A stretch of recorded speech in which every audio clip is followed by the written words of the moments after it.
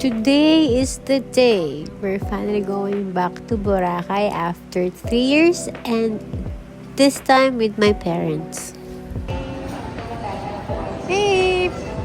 Babe, to my heart! It's time ni Papa sa Boracay, so I'm happy na kasama sila. Boracay, let's go! Medyo wala pa sa mood ang baby kasi ang aga niya nagising. Pero I'm excited for her too kasi yung last na sa kanya ng airplane, 5 months old pa lang siya. Alam nyo bang muntik nang hindi matuloy tong trip na to last minute? Pero I'm so happy na nag-push at nag-workout din ng lahat. We're going to Boracay and I'm gonna show you my outfit, airport outfit. Ta-da! So cute! So cute! Lakas makayaman. Lakas makasosyal. Thanks to TikTok for my pants. Mura lang yan. So we're just waiting for the boarding time. We're very early. Flight is 11:30 a.m. and it's around 9:55. Diba? Better early than late. So yeah, this is gonna be fun and exciting and wonderful. The weather is amazing. Thank you, universe. Thank you. Let's go! Ang tagal namin naghihintay sa airport, so while waiting, naglagay muna ako ng nails and ang cute niya kay clip-on lang. Going all the way there now.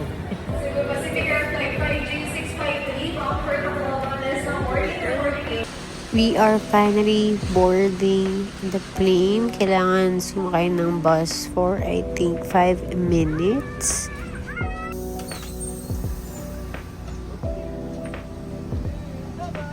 And there, sila talaga pinakaunang sumakay sa aeroplano. Excited.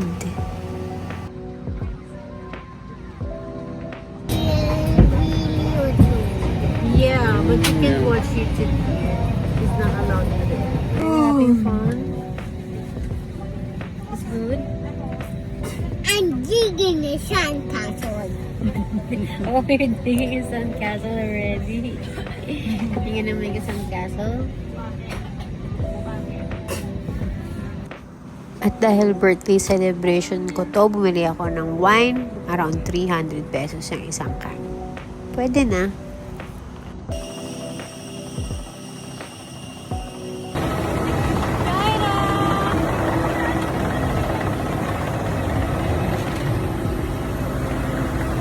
Touchdown, Boracay!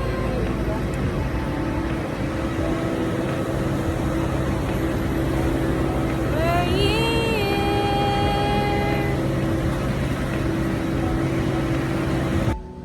Sakay ulit kami saglit ng bus going to the airport.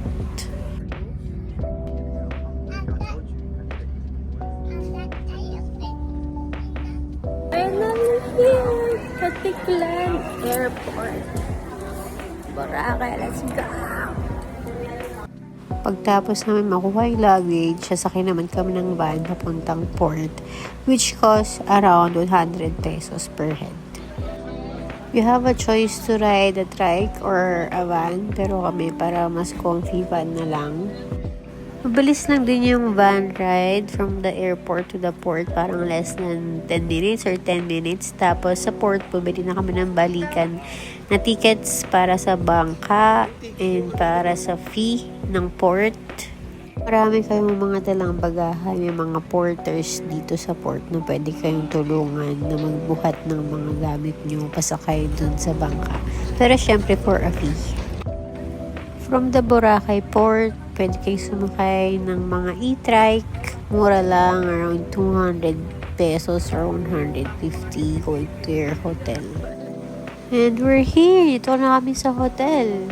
I chose Paradise Garden Hotel in Station 3. At tingnan nyo naman, maganda rin yung reception nila. Maganda rin yung room na nakuha namin. Like our hotel? You like our hotel? You feed the fishes? We're here in Boracay! We're here at our hotel and we're gonna go to the beach Today. yes.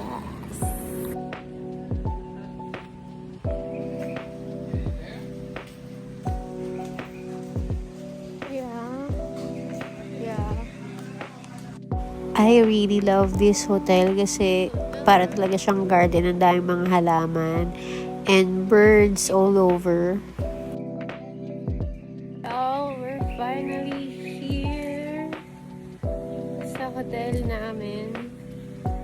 This is Paradise Garden Hotel.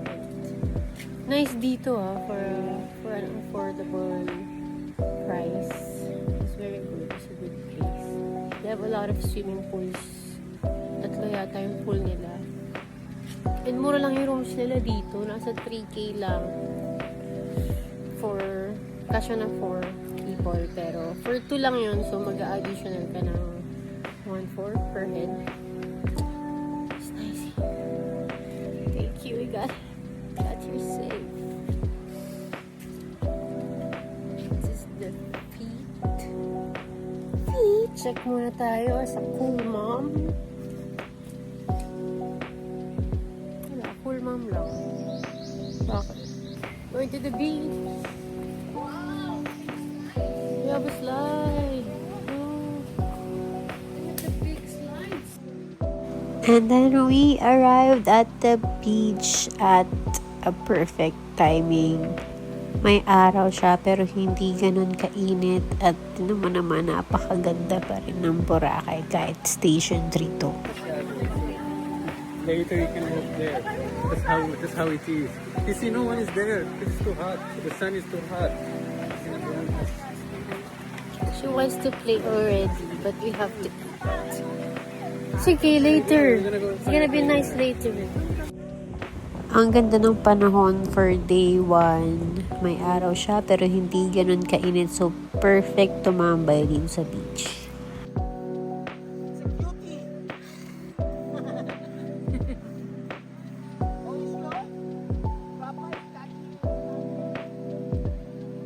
Starfish?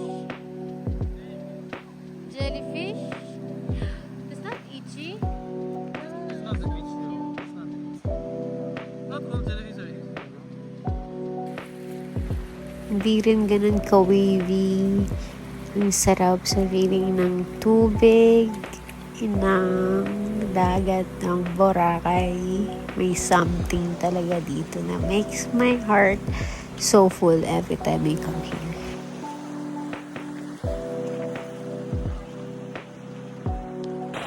At ang gusto ko dito sa Station 3, tahimik dito. It's not your home. Taking some video. Beach is so nice. So warm. For my birthday, they made it warm. Happy din ako sa napili kong hotel kasi tinan mo naman ang laki ng pool area at merong dalawang slide. Yes! Happy birthday to me! Meron din silang bar by the pool kung saan pwede kayo bumili ng drinks. Siyempre, yung anak ko nag-demand siya ng mango juice.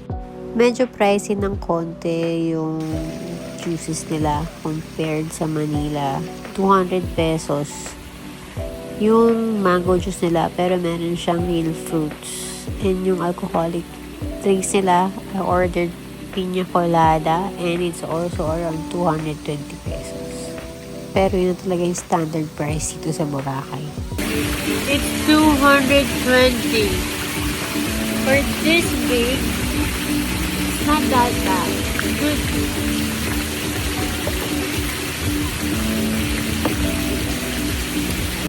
After swimming, nag-freshen up lang kami and then we headed out to get food to eat outside.